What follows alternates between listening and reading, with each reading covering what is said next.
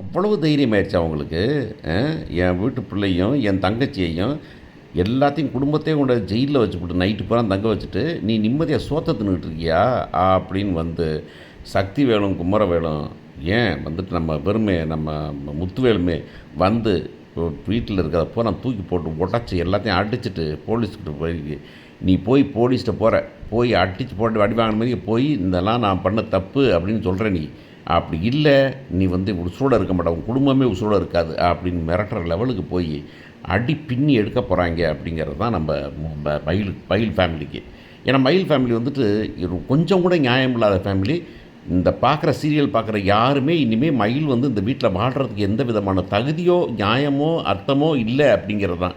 அப்படி வந்தாக்க இந்த சீரியல் வந்துட்டு சீரியலோட இதே போயிடும் அப்படிங்கிறது தான் நமக்கு வந்துட்டு சொல்லிகிட்ருக்க எல்லாருக்கும் கமெண்ட்ஸும் பார்க்குறோம் நம்ம. ஸோ என்ன நடந்தது இன்றைக்கி அப்படின்னாக்கா வந்துட்டு, சரி அப்புறம் அவங்க 2த்தையும் கூப்பிட்டு போங்க அப்படின்னு சொல்லிட்டாங்க. அரசியையும் நம்ம ராஜியையும் கூப்பிட்டு போக சொல்லிவிட்டு, நீங்கள் எல்லாம் வந்துட்டு ஜெயிலுக்கு போகணும் அப்படிங்கிறப்போ வந்து, என்னது ஜெயிலுக்கா? ஏது ஜெயிலுக்கு அப்படின்னு. ஸ்டேஷனில் வச்சுக்கூடாதுங்க, ரூலுங்க. ஸ்டேஷனில் வச்சுக்க முடியாதுங்க, ப்ராப்ளங்க அப்படின்னு. ஏன்னா அது ஸ்டேஷன் மரணம் ஸ்டேஷனில் அப்படிங்கிறத பற்றி ரூல்ஸ்லாம் ரொம்ப மாறி போச்சு அப்படிங்கிறது தான். ஸோ ஜெயிலுக்கு போகணும் அப்படின்னு அந்த குடும்பமே ஆடிப்போச்சு. நமக்கு வந்துட்டு ரொம்ப கேஷுவலாக நமக்கு தெரியலாமா இருக்கும் சீரியலில்.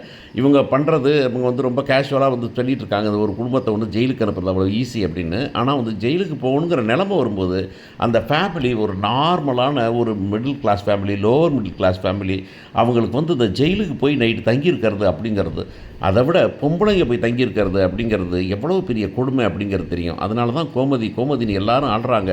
கோமதியை பற்றி யோசிக்கிறாங்க, அம்மாங்கிறாங்க, பொண்டாட்டிங்கிறாங்க. எல்லாருமே வந்துட்டு அந்த கோமதி வந்து ஜெயிலுக்கு போகணுமா அப்படிங்கிறத வந்துட்டு நம்மளாலே தாங்கிக்க முடியலை அப்படிங்கிறது தான் விஷயம். அதனால தான் பெரிய ட்ரோமாவை போட்டுக்கிட்டு இருக்காங்க அப்படிங்கிறது நமக்கு தெரியும்.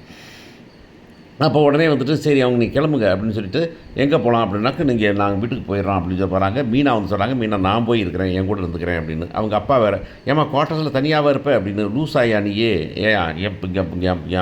என் நாத்தனாரும் என் ஓர்படியாலும் போகிறாங்க, அவங்கள விட்டு நான் போய் குவார்ட்டர்ஸ் தங்க வேண்டாம், லூஸா நீயே அப்படின்னு அந்த ஆளுக்கு வசனம் கொடுத்தாங்க பாருங்க, லூஸ் மாதிரி. நீ வா நம்ம வீட்டுக்கு போகலாம்னு. உடனே வந்துட்டு, இல்லை வர முடியாதுப்பா, நான் உங்கள் வீட்டுக்கு வரல, நான் இங்கே பிள்ளைகளோட போகிறேன் அப்படின்னு போகிறாங்க. அங்கே வந்தாக்க நம்ம சக்திவேலு முத்துவேலு வந்துட்டு, நீ வா நம்ம வீட்டுக்கு போகலாம் அப்படிங்கிறாங்க. இல்லை வேண்டாம் நான் இங்கே இருந்துக்கிறேன் அப்படிங்கிறதுக்க. உடனே மீனா வந்து கூப்பிட்டு போய் பார்த்துக்க போகிறாங்க. அப்புறம் சக்திவேலும் முத்துவேலும் வந்துட்டு மச்சனனும் தங்கச்சியும் இல்லாத நேரத்தில் வந்து அந்த வீட்டுக்கு போகிறாங்க உள்ளார போய் அப்படிங்கிறத பார்க்குறோம். அவங்களாம் பார்த்து அழுதுக, என்னமோ அம்மாவை அடிச்சிருவாங்களோ அப்பாவை அடிச்சிருவாங்களோ, அப்படிலாம் அடிக்க மாட்டாங்க அப்படின்னு சொல்கிறாங்க. உடனே சக்திவேலு கடுப்பாகிறாருங்க. இங்கே வந்துட்டு வேறு வழியே இல்லை, எல்லோரும் போகிறாங்க தனித்தனி ஜெயிலு. ரொம்ப ரொம்ப வசதியான நாடு தமிழ்நாடு அப்படிங்கிற மாதிரி. அப்பாவுக்கு ஒரு ஜெயிலு, அண்ணனுக்கு ஒரு ஜெயிலு, தம்பிக்கு ஒரு ஜெயிலு, இன்னொரு அண்ணனுக்கு ஒரு ஜெயிலு அப்படின்னு எல்லோரும் தனித்தனி செல்லில் வச்சுருக்காங்க. இங்கே அம்மா வந்து அங்கே அழுதுகிட்டு இருக்காங்க அப்படிங்கிறதையும் பார்க்குறோம் நம்ம. சரி, ஓகே, இதனுடைய விளைவு என்ன அப்படிங்கிறது தான் விஷயம். இதுதான் கதிர் கத்துறான், எப்பா எங்கள் அண்ணன் எப்படி இருக்காங்க, எங்கள் அப்பா எப்படி இருக்காங்க அப்படின்னு கத்துறான். அப்புறம் சொல்கிறாங்க, எல்லாம் ஒன்றுப்பா ஒருத்தனுங்க அடிக்க மாட்டாங்கப்பா, நீ ஒன்றும் கவலைப்படாதப்பா, நைட்டு தங்கியெல்லாம் காலையில் கோர்ட்டுக்கு போய் சைடில் வீட்டுக்கு போயிடலாம்ப்பா, நீ ஒன்றும் கவலைப்படாதப்பா அப்படிங்கிறாங்க அவங்க. அங்கே அண்ணனும் தம்பியும் முத்துவேலும் குமரவேலும் வந்துட்டு என்ன பண்ணலாம் அப்படின்னு பேசுகிறேன். நாளைக்கு காலைல வக்கீலை கொண்டு போய் நான் பார்த்துடலான்னு. ஏன்னா வக்கீலை கொண்டு போய் பார்த்தாலும் என்ன பார்த்தாலும் கேஸ் தானே. கேஸை வாபஸ் வாங்கினேன்னு வச்சுக்கோமே, ஒன்றுமே ஆகாது. அப்போ கேஸ் வாபஸ் ஆகினா மட்டும்தான் நமக்கு கதையாகுமே தவிர, இந்த கேஸை வச்சுக்கிட்டு நம்ம எந்த வக்கீலை வச்சு பேசினாலும் வரதட்சணை கேஸ் சரியாகாது அப்படிங்கிறாங்க. சரின்னு வக்கீல்கிட்ட பேசுகிறாங்க. வக்கீல் சார், எங்கே அது ஸ்ட்ராங்காக இருக்குது, அந்த பொண்ணே கேஸ் கொடுத்துருக்குது, அந்த பொண்ணே வந்துக்கிட்டு உங்கள் மருமகை வந்துட்டு கொடுமைப்படுத்தினார் அப்படின்னு சொல்லியிருக்கிறாங்க. உங்கள் மாமனார் உங்கள் தம்பியும் உங்கள் தங்கச்சியும் தங்கச்சி வீட்டுக்காரும் கொடுமைப்படுத்தினாங்கன்னு சொல்லியிருக்கிறாங்க. அப்படிங்கிறப்ப வந்து நீங்கள் ஒன்றுமே பண்ண முடியாதுங்க, கேஸ் ரொம்ப ஸ்ட்ராங்காக இருக்குது. ஒன்று தாங்க வழி உண்டு. என்ன வழி உண்டு அப்படின்னாக்கா, அந்த பொண்ணே வந்து, இல்லை இது நான் சொன்னது பொய், நான் வந்து கோவத்தில் சொல்லிட்டேன், எனக்கு குடும்பம் அப்படின்னு சொன்னால் மட்டும்தாங்க உண்டு அப்படிங்கிறான். அப்படின்ன உடனே சக்திவேல் பண்ணுறாரு, சரி முதல்ல போய் அவங்கள கேஸை வாபஸ் வாங்க சொல்லலாம் அப்படின்ட்டு போகிறார். போய் குமரவேலும் சக்திவேலும் நம்ம முத்துவேலும் போகிறாங்க. அங்கே வீட்டுக்கு போனால் அங்கே வீட்டில் எல்லாம் சாப்பிட்டுக்கிட்டு இருக்காங்க. ஏம்மா உனக்கெல்லாம் சாப்பிட்றது தைரியம் வந்துருச்சா உனக்கெல்லாம் சாப்பிட்றதுக்கு தைரியம் வந்துருச்சா? என் குடும்பத்தையே கொண்டாந்து ஜெயிலில் வச்சுவிட்டு நீ வந்துட்டு இவ்வளோ ஆட்டம் போட்டுட்ருக்கியா அப்படின்னு முத்துவேலு கடுப்பாகிறாரு. குமரவேல் வந்துட்டு அப்படியே பலார்னு 2 சேரை தூக்கி கீழே போட்டு உடைக்கிறான். உடைச்சோன்னு, என்னப்பா பண்ணிகிட்டு இருக்கிற நீயே அப்படின்னு அவர் கேட்குறாரு. என்ன பண்ணிகிட்டு இருக்கம்மா, என்ன பொய் சொன்னீங்க நீங்கள் தானங்க சொல்ல சொன்னீங்க அப்படின்னு இந்த அம்மா சொல்லுது. நான் சொல்ல சொன்னேன், நீ சொல்லிடுவியா நீயே? சரி, இப்போ நான் சொன்னதை செஞ்சில நீயே, இப்போ போய் இப்போவே போய் போலீஸ் ஸ்டேஷனில் போய் நான் கேஸை வாபஸ் வாங்குறேன், நான் தெரியாமல் சொல்லிட்டேன், நான் பொய் சொல்லிட்டேன், நீ வாங்குற அப்படின்னாக்கா, அப்படிலாம் முடியாதுங்க, அப்படிலாம் முடியாது அப்படிங்கிறாங்க. உடனே என்ன பண்ணுங்கிறேன், ஒன்றுமே பண்ண வேண்டாம், என் மகளை நாளை காலைல அவங்க வீட்டில் வாழ வைக்கிறேன்னு சொல்லுங்கள், நான் வேணால் கேஸை வாபஸ் வாங்குறேன் அப்படின்னு. ஒன்று இவ்வளவு பண்ணி அவனை கொண்டு வந்து அம்மாவை அப்பாவெல்லாம் கொண்டு ஜெயிலில் வச்சு புருஷனை ஜெயிலில் வச்சுருப்பார். அப்படின்ன உடனே மயில் ஒடியாருது, என்ன சொல்கிறீங்க நீங்கள் அப்படின்னு. ஆமாம், ஜெயிலில் வச்சுட்டாங்க நைட்டு பூரா எல்லாத்தையும். எல்லாத்தையுமான ஆமாம், அரசியையும் நாங்கள் சொல்லி அரசியையும் ராஜ்யம் கூப்பிட்டு வந்துட்டோம். ஆனால் வந்துட்டு என்னது அத்தை ஜெயிலில் இருக்காங்களா அப்படின்னு. ஆமாம், அத்தையும் ஜெயிலில் தான் இருக்காங்க அப்படின்னு.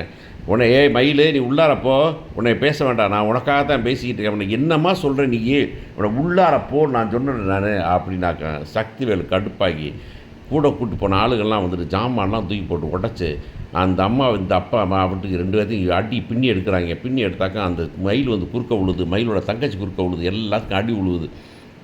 அடி விழுந்து ரத்த கலரி ஆகி போயிடுது. அர்த்தத்தில் ரத்த கலரி ஆக்கி இப்போ நீங்கள் என்ன பண்ணுவீங்கன்னு தெரியாது. இப்போ போகிறீங்க, போய் ஆஸ்பத்திரியில் போய் என்ன பண்ணுங்க பண்ணிவிட்டு நீங்கள் போய் முதல்ல போய் போலீஸ் ஸ்டேஷனில் போய் கேஸை வாபஸ் வாங்குறேன்.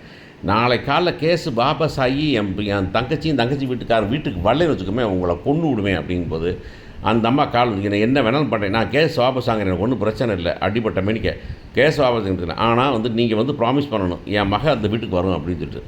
சரி, மக தானே வரணும், நான் பார்த்துக்கிறேன் நான் அப்படின்ட்டு அவர் போக சொல்கிறாரு. இதுக்கு போய் ஆஸ்பத்திரியில் கட்டை போட்டுக்கிட்டு போய் போலீஸ் ஸ்டேஷனில் போய், அம்மா நாங்கள் தெரியாமல் பண்ணிட்டோம், கேஸை வாபஸ் வாங்குகிறோம் அப்படின்னாக்கா.